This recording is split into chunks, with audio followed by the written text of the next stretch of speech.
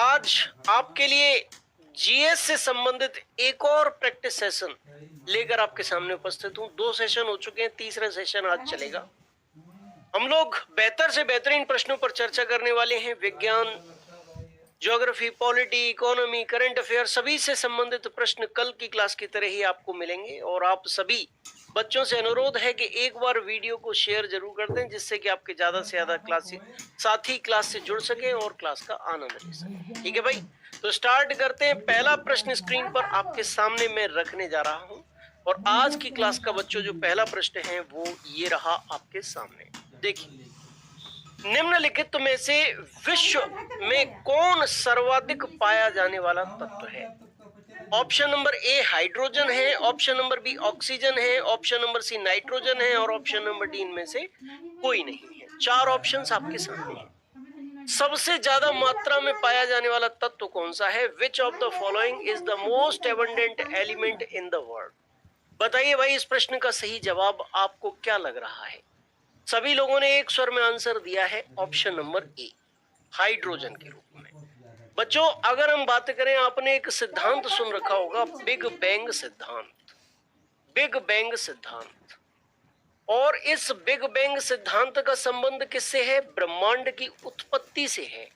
किससे है? उत्पत्ति से है ब्रह्मांड की। ऐसा माना जाता है कि जब ये बिग बैंग हुआ, महाविस्फोट हुआ, तो उसके बाद जो तत्व बने उनमें सबसे ज्यादा जो था वो क्या, कौन सा तत्व था? वो था हाइड्रोजन। लगभग 3/4 के आसपास कौन था? हाइड्रोजन। और 1/4 के आसपास था हीलियम। और ये हाइड्रोजन जो है वो वर्तमान में भी ज्यादातर मात्रा में बना हुआ है, और इसीलिए सबसे ज्यादा मात्रा में पाया जाने वाला तत्व कौन सा है बच्चों? हाइड्रोजन ही है। अगर ऑक्सीजन की बात करें तो पृथ्वी, अगर ये क्वेश्चन आ जाए कि पृथ्वी के क्रस्ट में सर्वाधिक मात्रा में पाया जाने वाला तत्व कौन सा है, तो फिर उसका आंसर क्या हो जाएगा भैया? ऑक्सीजन हो जाएगा। अगर एक क्वेश्चन आ जाए कि पृथ्वी के वायुमंडल में सर्वाधिक मात्रा में पाई जाने वाली गैस कौन सी है, तो फिर आंसर क्या हो जाएगा? तो फिर आंसर हो जाएगा आपका नाइट्रोजन। नाइट्रोजन से क्या क्वेश्चन बनेगा? पृथ्वी के वायुमंडल में सबसे ज्यादा मात्रा में कौन सी गैस पाई जाती है? नाइट्रोजन। पृथ्वी के क्रस्ट में सबसे ज्यादा मात्रा में कौन सा तत्व पाया जाता है? ऑक्सीजन।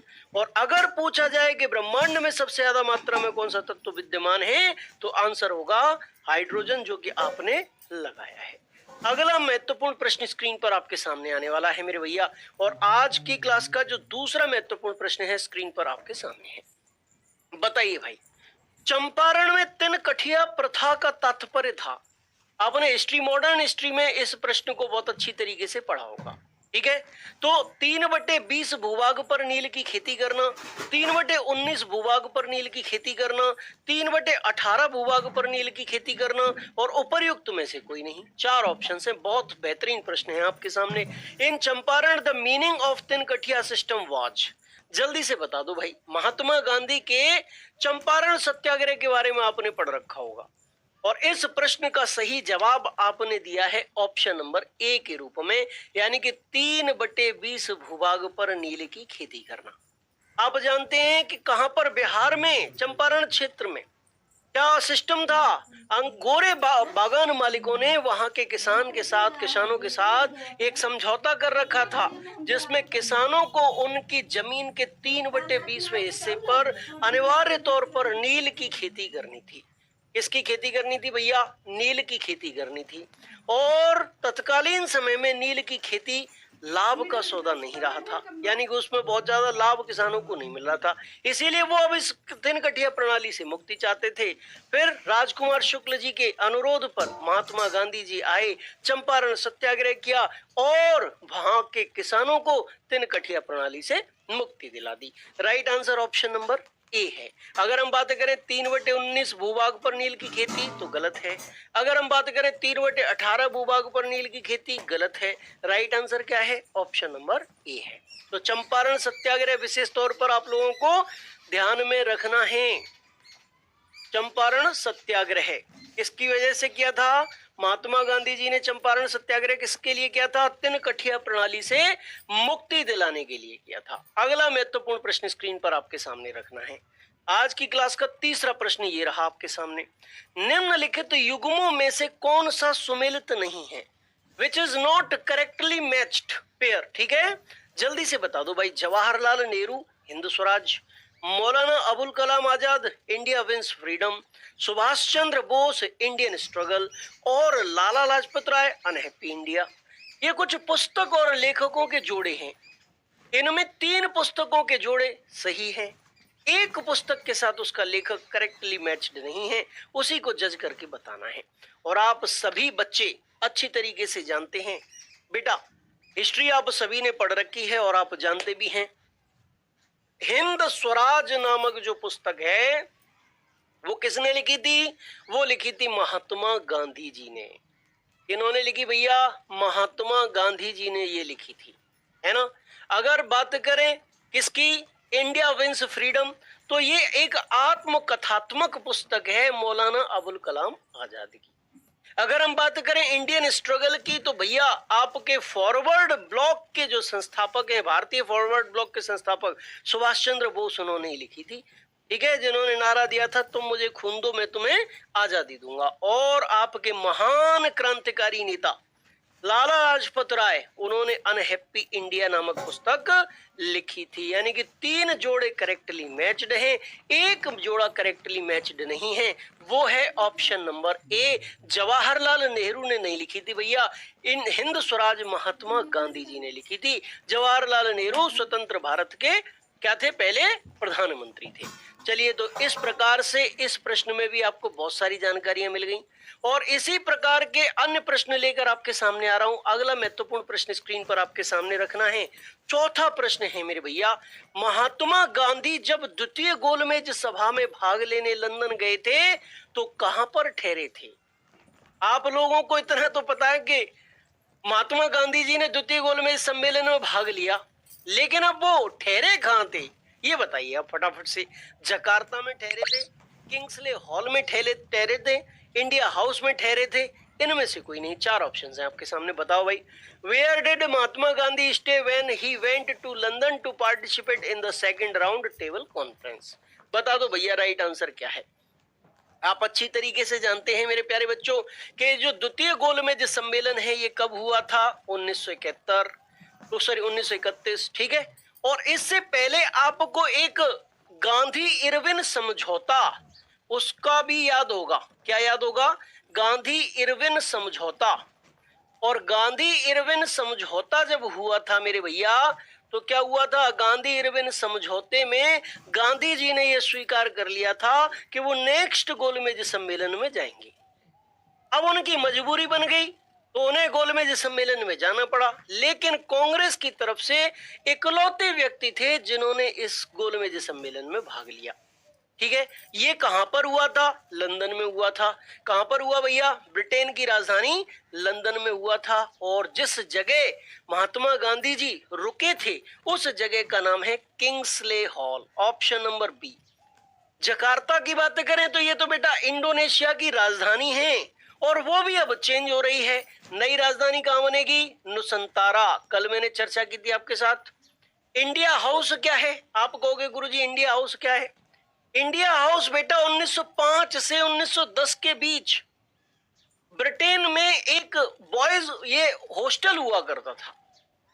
ठीक है, क्या हुआ करता था? एक हॉस्टल हुआ करता था। विदेशों में रहने वाले भारतीय के अंदर राष्ट्रवाद की भावना जगाने के लिए श्यामजी कृष्ण वर्मा का नाम आपने सुन रखा होगा, उन्होंने उनके संरक्षण में इसकी स्थापना हुई थी। ठीक है भैया, तो इस प्रकार से जकार्ता इस प्रश्न का सही जवाब नहीं है, इंडिया हाउस इस प्रश्न का सही जवाब नहीं है। आंसर है किंग्सले हॉल। ठीक है, लंदन। और एस राजपूताना, इसको भी मत भूल जाना आप। एस राजपूताना, इसके माध्यम से ही द्वितीय गोलमेज सम्मेलन में भाग लेने के लिए महात्मा गांधी जी लंदन पहुंचे थे। तो कितने प्रश्न मिल गए? किसके माध्यम से पहुंचे? एस राजपूताना के माध्यम से। क्यों गए द्वितीय गोलमेज सम्मेलन में? क्योंकि गांधी इरविन समझौते में उन्होंने स्वीकार कर लिया था। है ना। और ये कब हुआ द्वितीय गोलमेज सम्मेलन? 1931 में हुआ था। कहां पर हुआ? लंदन में हुआ था, है ना। और किस जगह गांधी जी ठहरे? तो किंग्सले हॉल में ठहरे थे। पांचवा प्रश्न स्क्रीन पर आपके सामने रख रहा हूं भैया, ये रहा। हाल ही में किस भारतीय सुंदरी ने मिसेज वर्ल्ड 2022 प्रतियोगिता जीती है? एक भारत का नाम गौरवान्वित किया है, किस भारतीय सुंदरी ने किया है? जरा मुझे बता दो भाई फटाफट से। Recently which Indian beauty has won the Mrs World 2020 contest? Lara Dutta option number A, Aishwarya Rai option number B, Aditi Gowitrikar option number C, और Sargam Koushal option number D. बताओ भाई, चार ऑप्शंस आपके सामने हैं। मिसेज वर्ल्ड, आपने नाम सुन रखा है मिसेज वर्ल्ड, मिस यूनिवर्स, है ना। तो फटाफट से बताइए, आप सब में से ज्यादातर बच्चे सी और डी ऑप्शंस लगा रहे हैं, लेकिन बच्चा जिन्होंने ऑप्शन नंबर डी को लगाया है वो बिल्कुल सही जवाब दिए हैं। ऑप्शन नंबर डी ही इस प्रश्न का सही जवाब है। मिसेज वर्ल्ड 2022 सरगम कौशल है। लारा दत्ता कौन थी? आप बोलो जल्दी, फटाफट से बोलो। सन 2000 में मिस यूनिवर्स का खिताब लारा दत्ता ने जीता था। ऐश्वर्या राय के बारे में बात करें तो 1994 में मिसेस वर्ल्ड ऐश्वर्या राय बनी थी।